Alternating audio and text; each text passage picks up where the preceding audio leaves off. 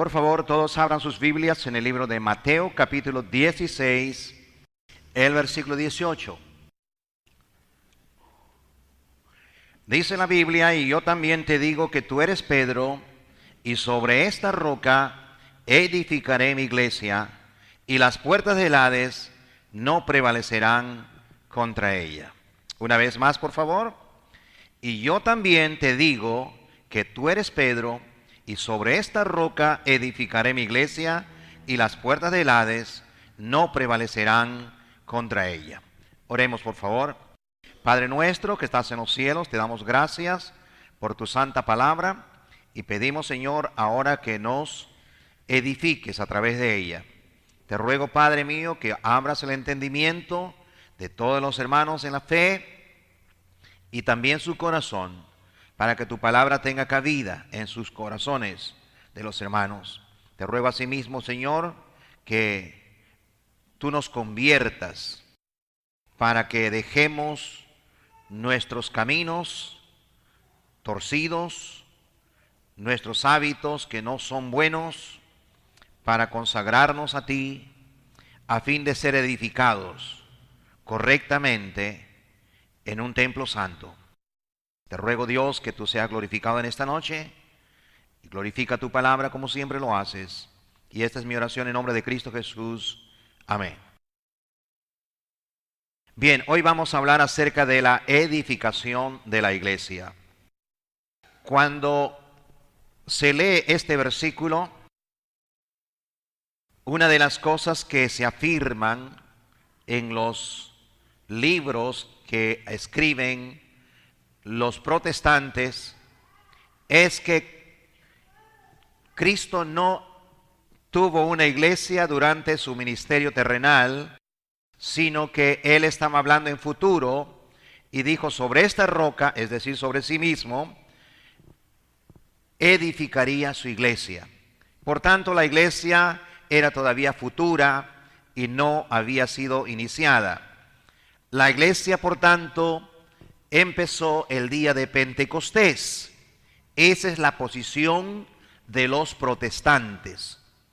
Pero nosotros sabemos, hermanos, que la iglesia de Cristo empezó en el inicio mismo del ministerio de Jesús, cuando Él empezó a reclutar a ese pueblo que Juan había preparado para Él.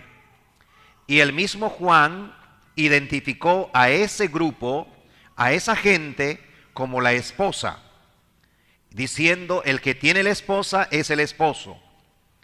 De igual manera, Jesucristo mismo, durante su ministerio terrenal, admitió estar comprometido o desposado con la esposa o con la iglesia. Eso sucedió cuando le preguntaron y le dijeron: ¿por qué nosotros ayunamos? Dijeron algunos discípulos de Juan que todavía se rehusaban seguir a Cristo, y también los judíos ayunan, pero tus discípulos no ayunan. Esa fue la pregunta que hicieron a Jesús. Y la respuesta que le dio Jesús fue: ¿pueden acaso alguno ayunar cuando está de bodas? Hermano, sería terrible, ¿no? Que el día que usted se case, usted anuncia a los participantes de su boda: discúlpenme ustedes, querida concurrencia, hoy ha sido mi boda, pero hoy día es día de ayuno, por tanto no habrá comida para nadie. Qué terrible sería eso, ¿no? No pueden ayunar los que están de bodas. Así dijo Jesús.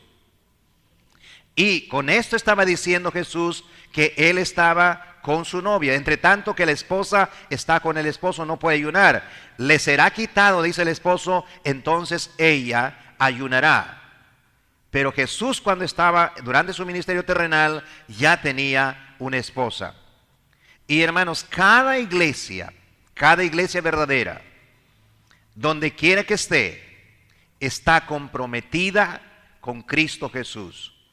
Eso lo establece la Biblia en el libro de 2 de Corintios, en el capítulo 11, en el versículo 2. De manera que cuando el Señor dijo sobre esta roca edificaré mi iglesia, no estaba hablando de que Él iba a fundar su iglesia. Esa palabra no indica fundar o establecer, sino indica más bien el crecimiento de algo que ya estaba empezado. Jesús prometió que Él engrandecería a su iglesia. La iglesia empezó como una institución y esa institución estuvo representada en un grupo no muy grande, porque encontramos en la Biblia 120 personas que esperaban en Jerusalén.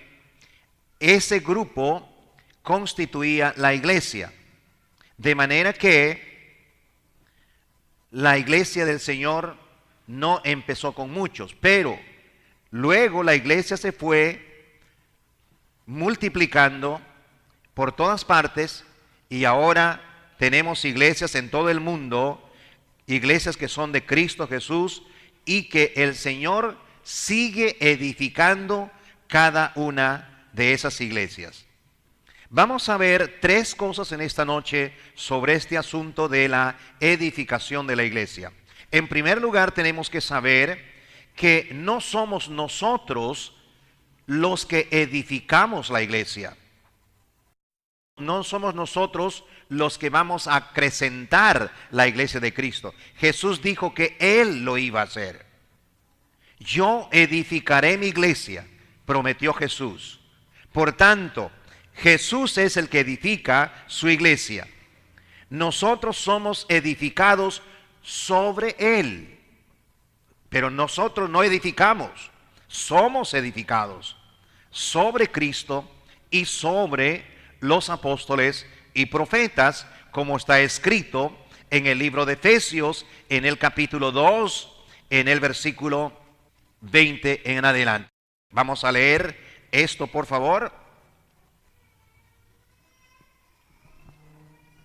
Dice así la Biblia: edificado sobre el fundamento de los apóstoles y profetas, siendo la piedra principal del ángulo Jesucristo mismo, en quien todo el edificio bien coordinado va creciendo para ser un templo santo en el Señor. Ahora note lo que dice el versículo 22. En quien vosotros también sois juntamente edificados para morada de Dios en el Espíritu. Eso quiere decir que nosotros estamos edificados sobre el fundamento de los apóstoles, siendo la piedra principal del ángulo Jesucristo mismo. ¿Qué significa eso? Las doctrinas para la iglesia, las enseñanzas para la iglesia, las dio Jesucristo. Salió de Jesucristo. Él es la piedra principal. Pero esas enseñanzas fueron dadas a sus apóstoles y también más tarde a los profetas. Fueron reveladas esas cosas a los apóstoles y profetas. Por tanto, esos apóstoles y los profetas, ¿no?, en otras palabras, los que enseñaban a la gente las verdades que Cristo les había dejado, a eso se llama profeta, según el Nuevo Testamento, no necesariamente a los que predicen el futuro, aunque eso también había, pero estamos hablando de cómo Dios edifica la iglesia o cómo Cristo edifica su iglesia. Pero estos profetas y apóstoles recibieron esas enseñanzas de Cristo y ahora ellos estaban por todas partes enseñando cómo debían ser edificadas las iglesias bajo las doctrinas que Cristo Jesús enseñó. Hermanos, si nosotros no somos edificados de esa manera, entonces nuestra edificación no es adecuada, no es correcta, porque ya no estaríamos siendo edificados por las enseñanzas de Cristo dado a los apóstoles y profetas, sino que estaríamos siendo enseñados nosotros, edificados por las enseñanzas de algún hombre que realmente pueden tener excelentes ideas, pueden tener grandes talentos para hacer aumentar una iglesia en número y animar emocionalmente a la gente, pero si esas cosas se hacen fuera del marco bíblico, no tiene validez para el Señor. Tenemos que ser edificados nosotros, hermanos, de acuerdo a las cosas que Cristo enseñó a los apóstoles y profetas.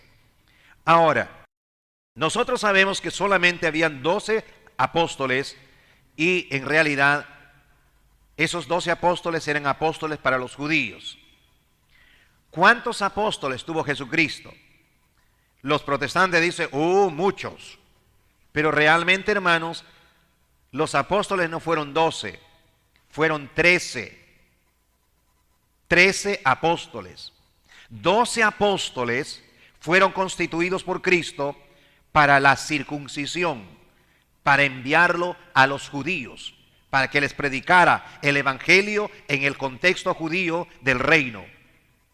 Y Dios llamó a otro hombre para ser apóstol de los gentiles. Este fue el apóstol Pablo. Él es el único apóstol de los gentiles. Bernabé fue compañero de Pablo. La Biblia le llama también apóstol, porque la palabra apóstol simplemente significa mensajero.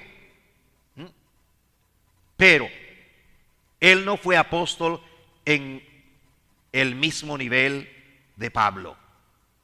Pablo es el único apóstol de los gentiles. Por tanto, son 13 apóstoles y las iglesias gentiles, como nosotros, deben fundamentarse en su edificación en las enseñanzas de los apóstoles de los gentiles. Porque nosotros no crecemos ni somos edificados de acuerdo al evangelio de la circuncisión. Nosotros somos edificados de acuerdo al evangelio de la incircuncisión, es decir, evangelio para gentiles. Ya he repetido muchas veces, la diferencia es únicamente que el evangelio de los gentiles es un evangelio de libertad de las cosas, de las costumbres judías. O sea, no hay necesidad de judaizar al gentil para que sea edificado de acuerdo a las costumbres y pensamiento judío. Ahora por la televisión, por internet, por enlace, hay un hombre que se viste de judío y él pretende explicar las escrituras y interpreta las escrituras de acuerdo al pensamiento judío. Y yo estaba escuchando anoche acerca de el primer mes religioso de los judíos, que es Aviv, referente a la Pascua, pero él decía que esto tiene más bien que ver con la siembra de la cebada, ¿no? Pero esos son pensamientos dentro de la cultura judía. No se puede meter esos pensamientos entre los gentiles, porque a eso se llama judaizar. Hermanos, es necesario entonces que nosotros seamos edificados bajo esos fundamentos que el Señor primeramente nos dejó a través de sus apóstoles y profetas. Pero como ya los apóstoles y profetas han muerto, todavía el Señor sigue usando ahora ministros para seguir edificando su iglesia.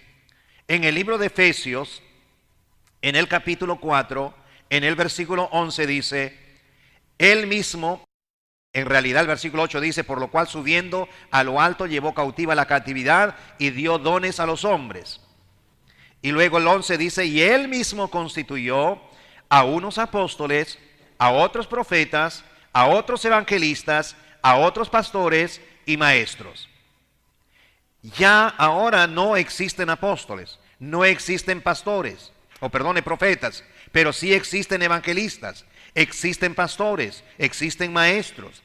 Entonces, estos evangelistas, estos pastores y maestros son los ministros que ahora Dios está usando para edificar la iglesia.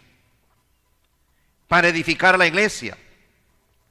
Dice, a fin de perfeccionar a los santos para la obra del ministerio, para la edificación del cuerpo de Cristo, hasta que todos lleguemos a la unidad de la fe y del conocimiento del Hijo de Dios, a un varón perfecto a la medida de la estatura de la plenitud de Cristo, para que ya no seamos niños fluctuantes, llevados por doquiera de todo viento de doctrina, por estratagema de hombres que para engañar emplean con astucia las artimañas del error, sino que siguiendo la verdad, en amor, crezcamos en todo aquel que es la cabeza.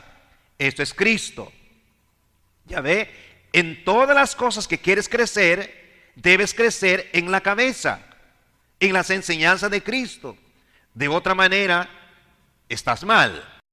¿De quién dice todo el cuerpo bien concertado y unido entre sí por todas las coyunturas que se ayudan mutuamente, según la actividad propia de cada miembro, recibe su crecimiento para ir edificándose en amor? ¿Notó entonces cómo somos edificados? El Señor está edificándonos a través de ministros, evangelistas que ahora son misioneros, pastores como el que les habla, maestros, aquellos que enseñan la palabra de Dios. Estos son dones que el Señor ha dado para que su cuerpo o iglesia sea edificada. Muy bien.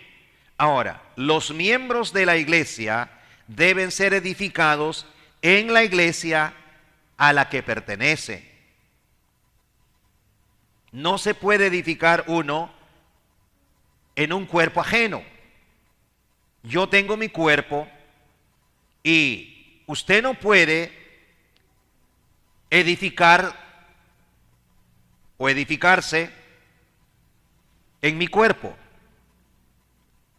Usted tiene que edificarse en su propio cuerpo. Así es la iglesia es un cuerpo. Usted no puede edificarse en la iglesia de Luya, de Keiko. ¿Por qué? Porque la iglesia de Keiko es un cuerpo y usted no pertenece a la iglesia de Keiko. Un hermano de la iglesia de Keiko no puede ser edificado en la iglesia del Naranjal. ¿Por qué? Porque no pertenece a este cuerpo.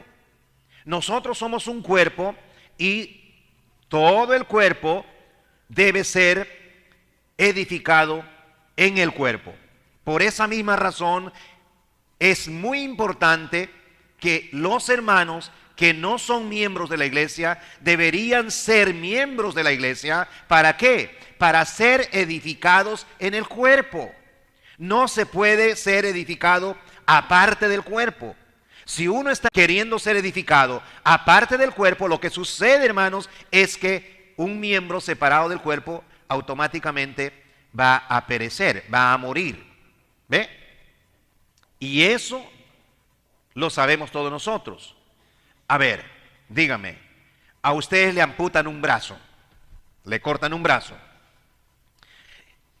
Muy bien, ahora ya ese brazo separado del cuerpo, ¿usted cree que va a seguir edificándose, va a seguir alimentándose, va a seguir participando de los beneficios del cuerpo?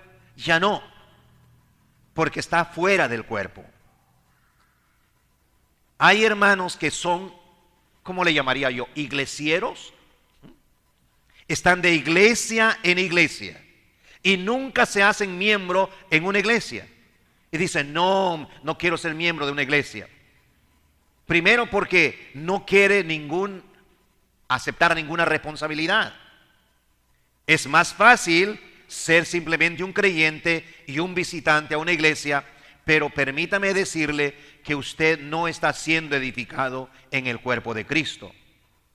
Ahora usted va a decir, pero hermano, yo pertenezco a una iglesia de la comunión, yo soy de Huánuco, yo soy de Tingo María, yo soy de Pucallpa. Pero dígame una cosa, tú no estás en Pucallpa, tú estás en Lima.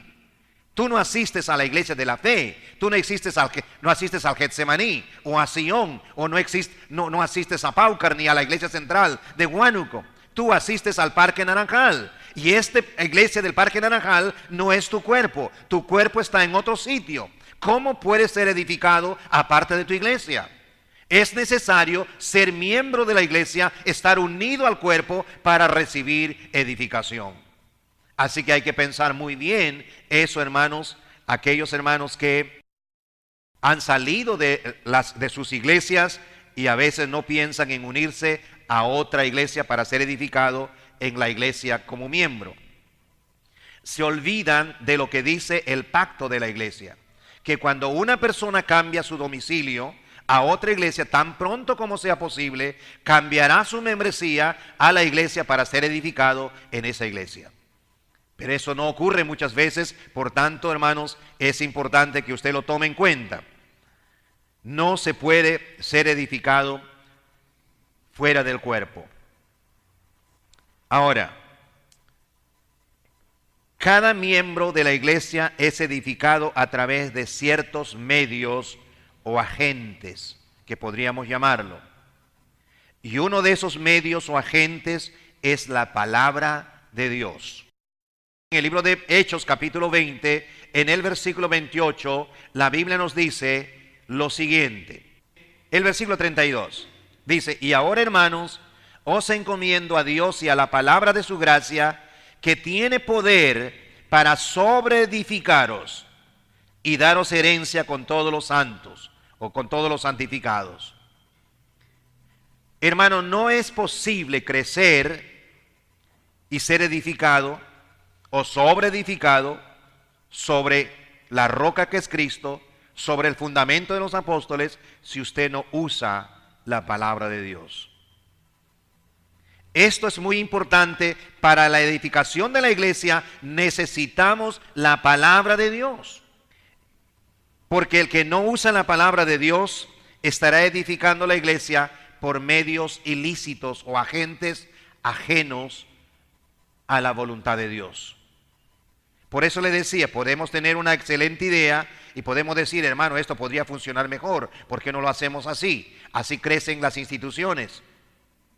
Pero si eso no está enmarcado en lo que la Biblia enseña, entonces nos hacemos culpables de violar la voluntad de Dios para la edificación de la iglesia.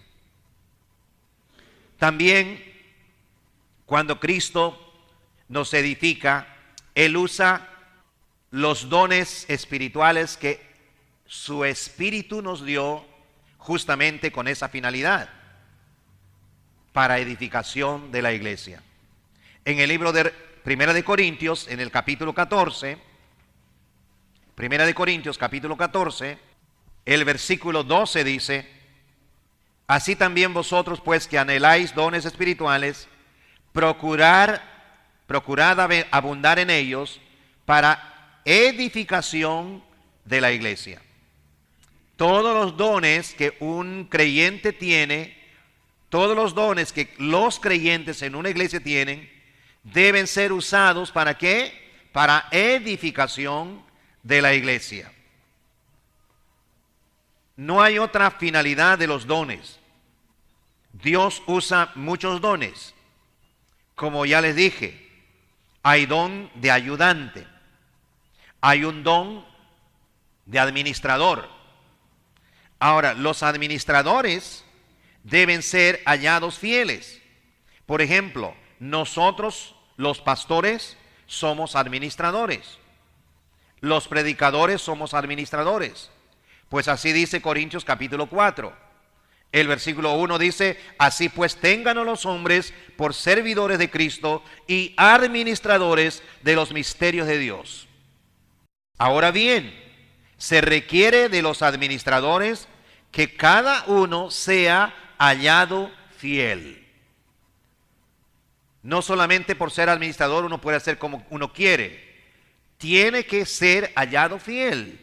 Y para ser hallado fiel, el administrador tiene que someterse a la voluntad de Dios y hacer las cosas como Dios manda. No imponer las ideas que él tiene. Es terrible cuando un pastor puede decir: hermano, ahora vamos a hacer esto porque a mí me parece que esto es bueno. Cuando yo era muchacho, recién estaba empezando el ministerio y tenía idea de hacer crecer la iglesia numéricamente y organizar la iglesia en una manera mucho más excelente. Yo dije, ¿y por qué no hacemos esto? Me había aprendido una organización romana y dije, a mí me parece bien esa organización romana. ¿Qué tal si lo aplico a la iglesia? Hubiera sido terrible, ¿no? Ustedes recuerdan cuando Israel salió de Egipto, ¿verdad? Y fue por el desierto. Era un montón de gente. Y Dios había encomendado como administrador de su casa a Moisés solamente. Y él tenía la obligación de ministrar a ese pueblo. Era una carga bastante dura. Pero después de todo, Dios estaba con Moisés.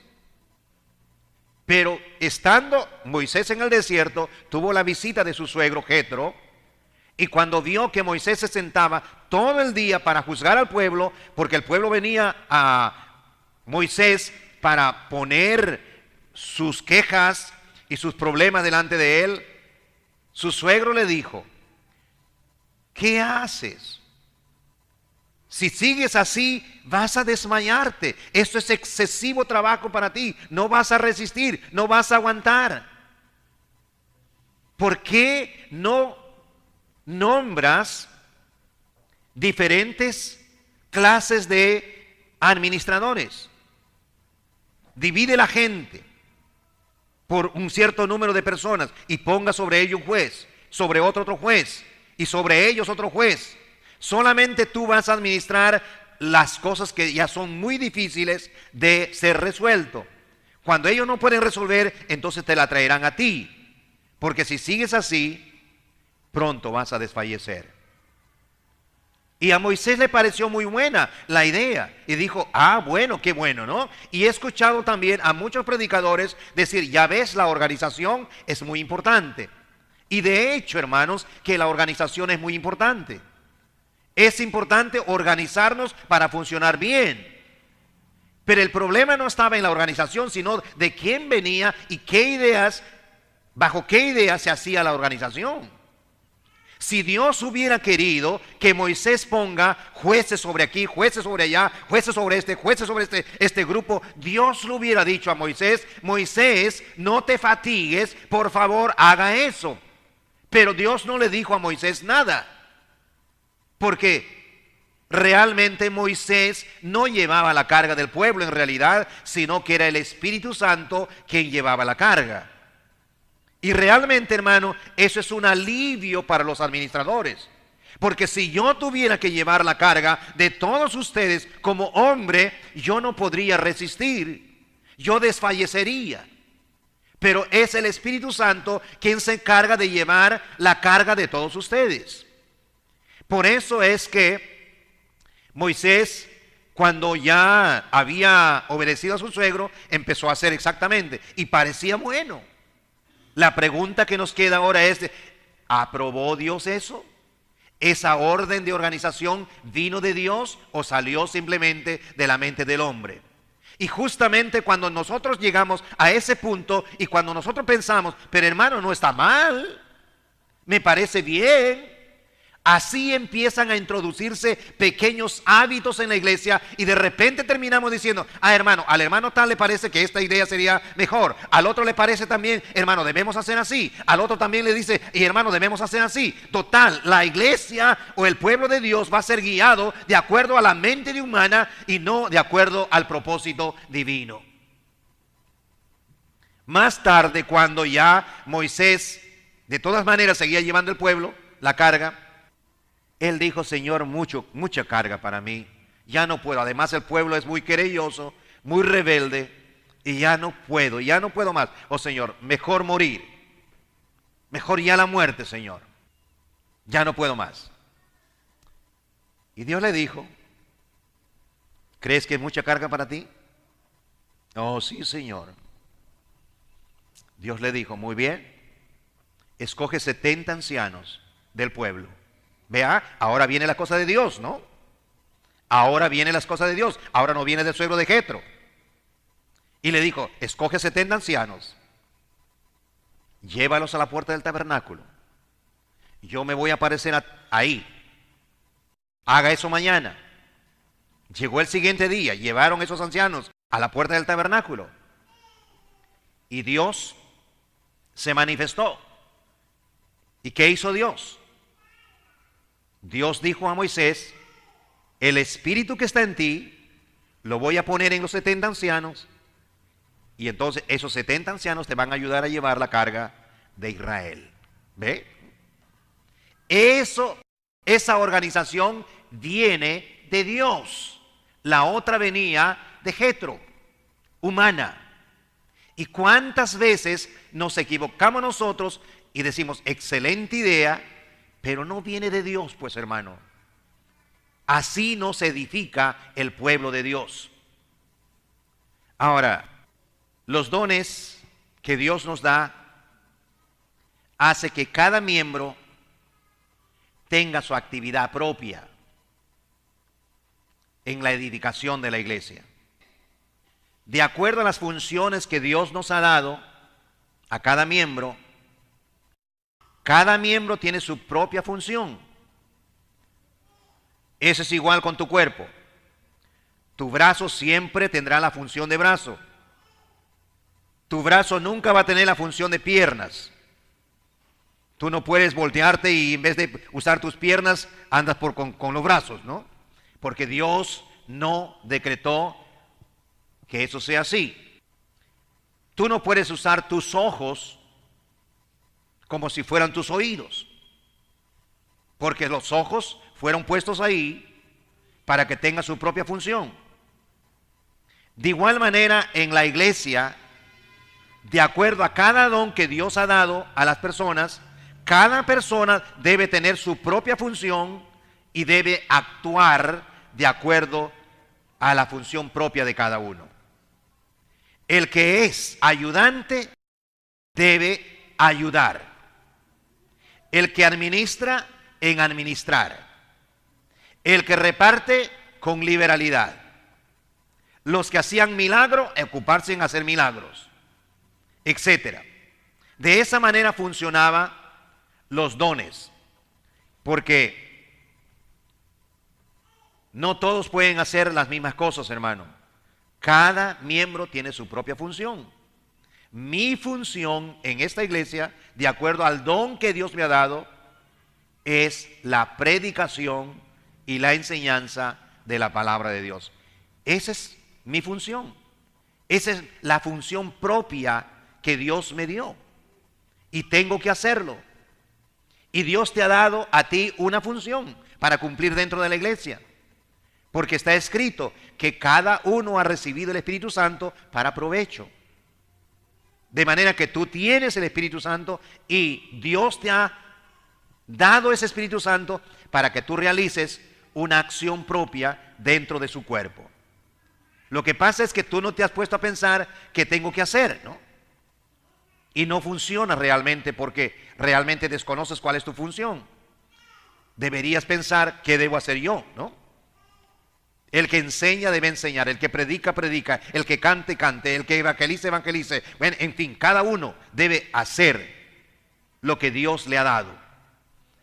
De esa manera, los miembros de la iglesia serán edificados en el cuerpo. Recuerdo, para pasar de este punto, usted no puede ser edificado fuera del cuerpo.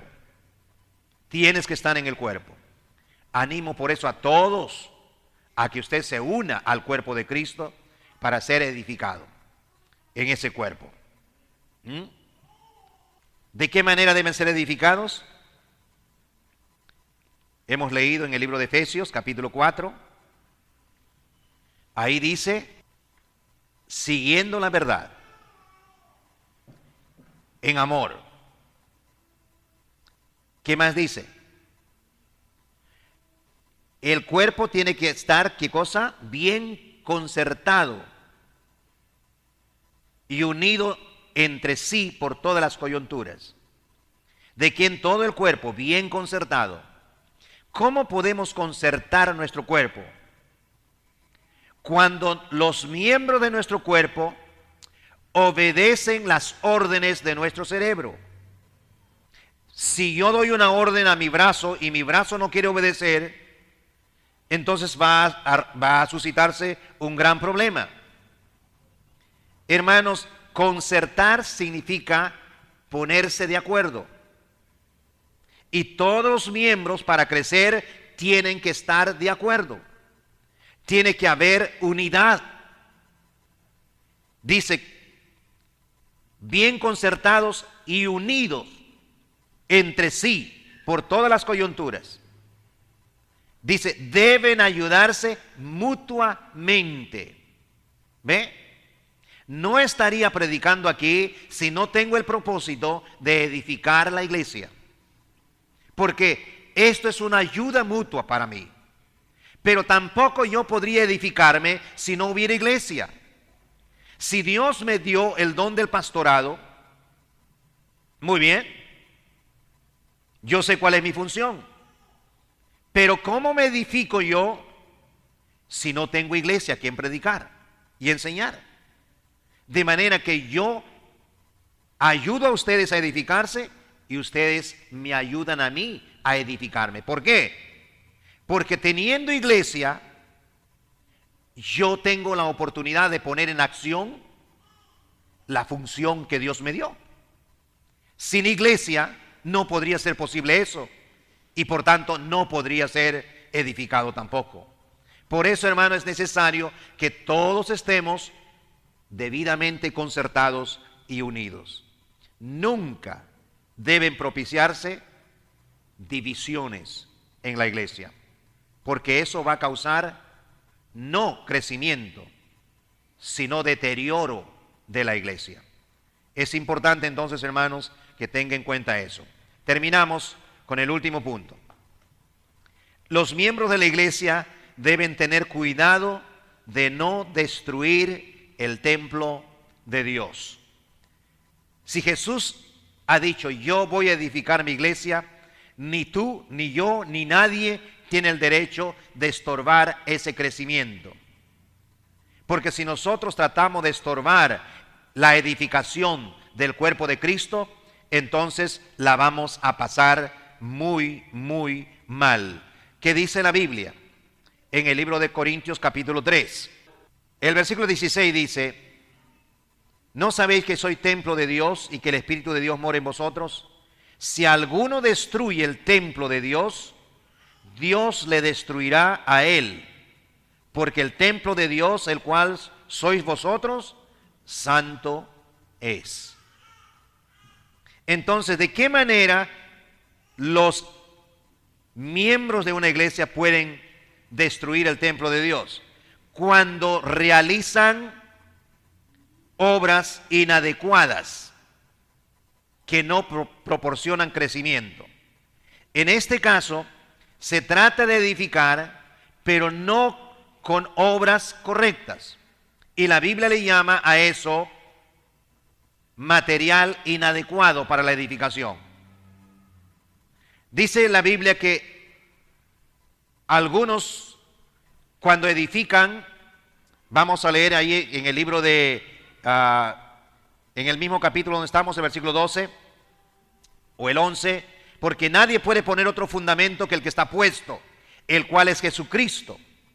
Y si sobre este fundamento alguno edificare oro, plata, piedra preciosa, madera, heno, hojarasca, la obra de cada uno se hará manifiesta, porque el día la declarará, pues por el fuego será revelada, y la obra de cada uno, cual sea, el fuego la probará.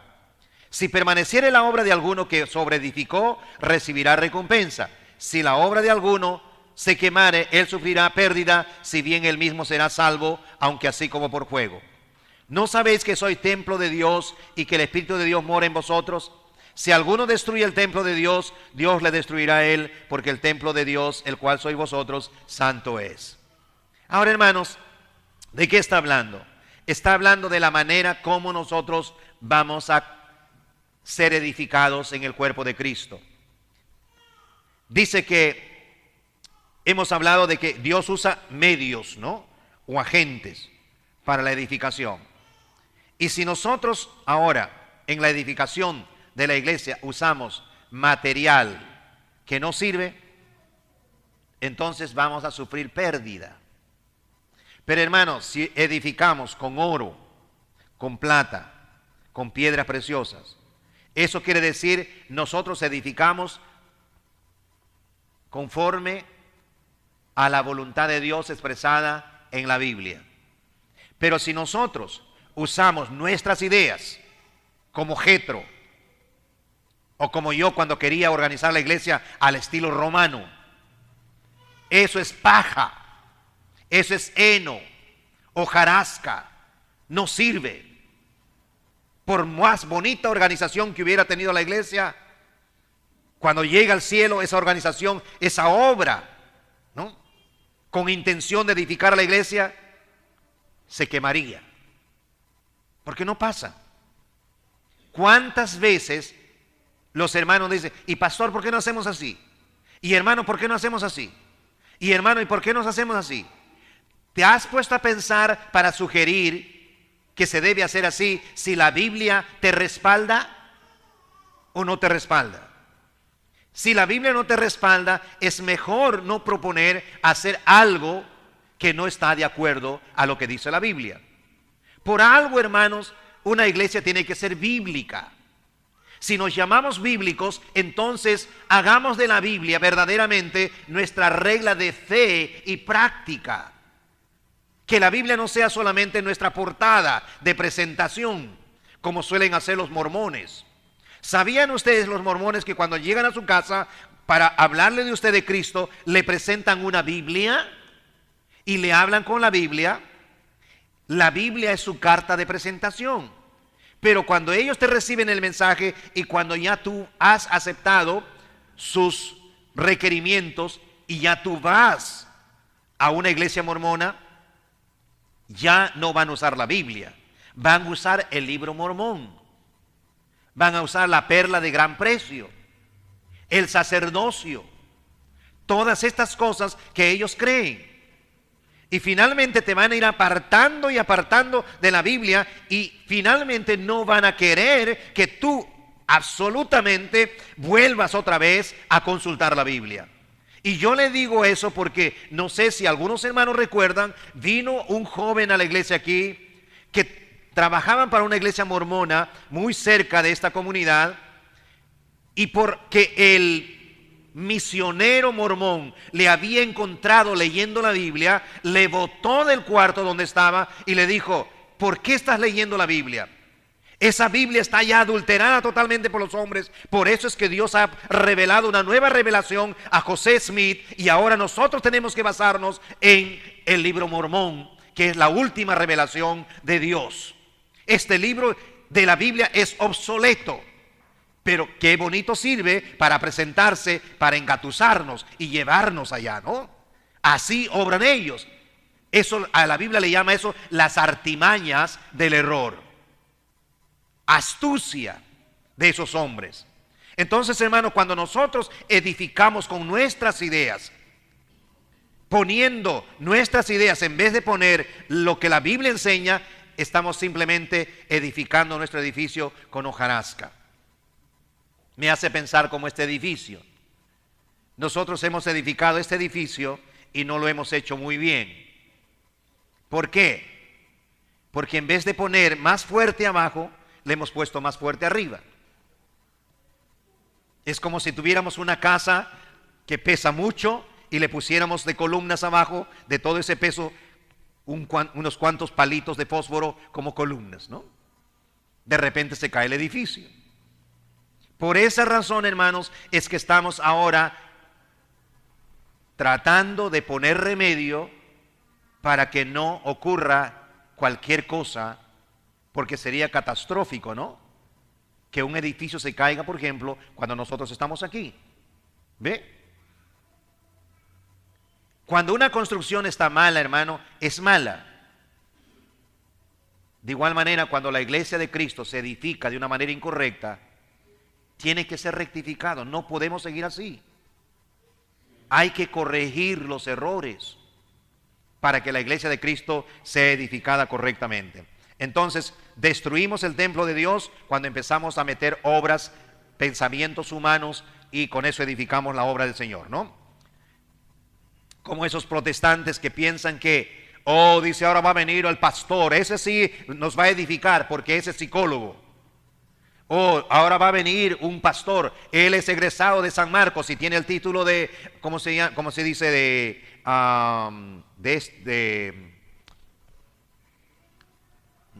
¿Cómo le llaman? Se me fue la palabra. Pero vamos a poner otra cosa, ¿no? Vamos a suponer que es un arquitecto. Ese sabe cómo se construye, ¿no? Bueno, sabrá construir casas, edificios, pero que la iglesia sepa construir, yo tengo mis dudas, ¿no? Especialmente si no es cristiano. Pero hermanos, piensan que porque es sabio según el mundo, puede edificar mejor la iglesia. Ese error, hermano, está en boga en estos días. Queremos edificar la iglesia del Señor con la sabiduría del mundo. Y eso no es correcto. Hay que animarnos a edificar la iglesia con oro puro, con piedras preciosas. ¿No dice Proverbios que la verdad de Dios es más precioso que el oro? Hay que edificar con eso. Destruimos también el templo de Dios cuando dejamos de congregarnos. En los Estados Unidos están cerrando iglesias justamente porque la gente ha dejado de asistir a las iglesias. Y los viejitos que quedaron no se han preocupado en evangelizar a los jóvenes y se han contentado con encerrarse en la iglesia, y ellos han envejecido y sus hijos también, pero sus hijos se han ido. Entonces ellos quedaron, y cada viejito que se va muriendo es un paso más a la muerte de una iglesia. Finalmente quedan 2 o 3 y ya no pueden pagar los gastos que demanda el mantenimiento del edificio, y toman la decisión: hermanos, no podemos seguir, tenemos que cerrar la puerta de la iglesia, se acabó. Hermanos, creo que eso nunca debe ocurrir. Por eso es que, hermano, que la iglesia debe siempre no solamente mirar en los que estamos adentro, sino debemos mirar en los que vienen detrás de nosotros. Nuestros hijos, los hijos de nuestros hijos y los que están afuera, que ni siquiera son nuestros hijos. Porque toda esa gente necesita de Dios, necesita conocer la verdad. También nosotros destruimos el templo de Dios cuando venimos a ofrecer sacrificios no espirituales.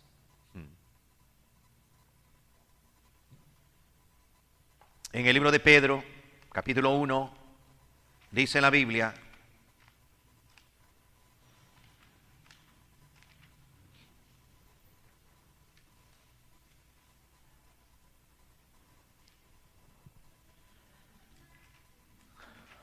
vosotros, dice el versículo 5, también como piedras vivas, sed edificados como casa espiritual y sacerdocio santo, para ofrecer sacrificios espirituales aceptables a Dios por medio de Jesucristo. Ese es lo que Dios pide de los que son piedras vivas, o es decir, gente regenerada. Que debemos ser edificados como una casa espiritual, donde se practica un sacerdocio santo y donde se ofrece sacrificios espirituales, que son los únicos sacrificios que son aceptables delante de Dios por medio de Jesucristo. Pero ¿qué sucede, hermano, cuando nosotros no hacemos así? Y nuestros sacrificios no son espirituales. ¿Qué sucede cuando nosotros venimos a la iglesia y a veces ponemos en la iglesia cosas que no se debe poner en la iglesia? Yo he oído, por ejemplo, en las iglesias en la selva, que cuando vienen a la iglesia, cuando pasan los platos de ofrenda y ponen los diezmos, y es los diezmos de la coca. ¿Le parece a usted bien así? ¿Usted cree que ese es un sacrificio espiritual aceptable delante de Dios, que ponga usted en las ofrendas dinero de cocaína? ¿Usted piensa que puede poner en la ofrenda cualquier dinero que usted recibe de cualquier forma y usted puede poner en la ofrenda? Tal vez allá no van a dar sus ofrendas ninguno ya, ¿no?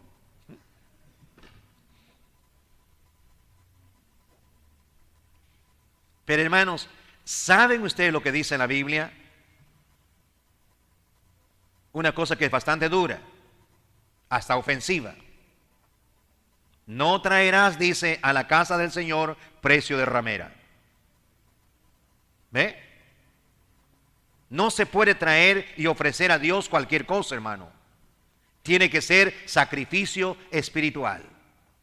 Y ahora dígame, usted viene a la iglesia y usted viene y usted canta y usted hace esto y usted hace el otro, pero sin embargo, usted no lo hace espiritualmente, usted lo hace mecánicamente. ¿Usted cree que esos frutos de labio es sacrificio espiritual? Como por ejemplo, una persona que sale a predicar y sale a predicar solamente para pavonearse y decir, mírame cómo soy yo, soy el más excelente predicador. O una persona que sale a cantar, mira cómo canto yo, o cómo dirijo la música yo, o cómo enseño en la escuela dominical. ¿Usted cree que esos son sacrificios espirituales? ¿A quién estás tratando de glorificar? ¿A ti mismo o estás tratando de glorificar, o estás, perdone, no tratando, sino estás glorificando a ti mismo o estás glorificando a Dios o a Cristo? Hermanos, si nosotros no hacemos las cosas correctamente, entonces Dios no va a aceptar de nuestras manos esas cosas. ¿Por qué? Porque no va a recibirlo. Voy a terminar leyendo en el libro de Isaías, en el capítulo 1. Isaías capítulo 1.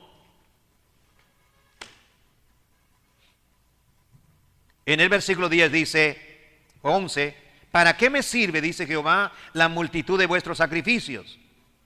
Hastiado estoy de holocaustos de carnero y de cebos de animales gordos. No quiero sangre de bueyes, ni de ovejas, ni de machos cabríos. ¿Quién demanda esto de vuestras manos cuando venís a presentaros delante de mí para hollar o pisotear mis atrios?